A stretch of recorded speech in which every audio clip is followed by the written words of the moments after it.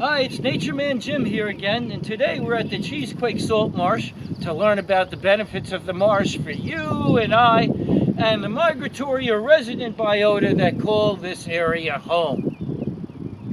The area, if you take a look, has all different types of grasses, and they're placed in their individual locations with their ability to deal with the salt and the water that comes in each day during the tides.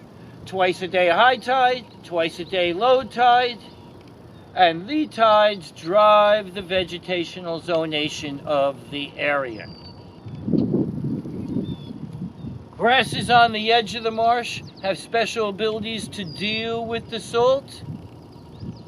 Grasses that are shorter on the inland area have less the ability to deal with salt. If we look out in the water, it's very cloudy in nature. That cloudiness is food. Invertebrates, plankton, algae, and invertebrates all grow here in the estuary of the salt marsh where land meets water and are exported out to the marine environment during low tides. Tons of food are exported out during low tides to feed or drive the marine ecosystems downstream in the bay and the ocean. Without the food made in the salt marshes of the world, we wouldn't have quality marine ecosystems. Primary production starts here. Marshes are built in three ways. Erosion from the upland forest comes down and sediments in the marsh area. The tides bring in sediments every day during the high tides, which drop into the grasses. And the grasses are slow to decompose, and they build up a peat or mud layer that builds up on the marsh. Three things: erosion from the uplands, tides bringing in sediment, and development of peat drives and builds salt marshes. Marshes are also sponges.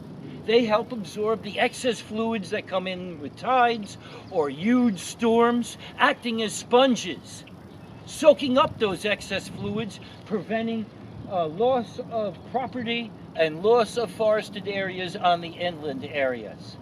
They help protect our wallets.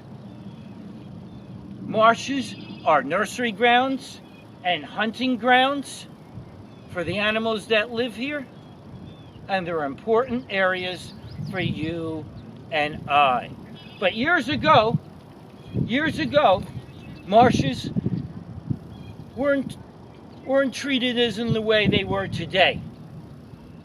They were dumped on, they were sprayed with chemicals, and they were ditched to drain out the fluids, all detrimental to the quality of marshes.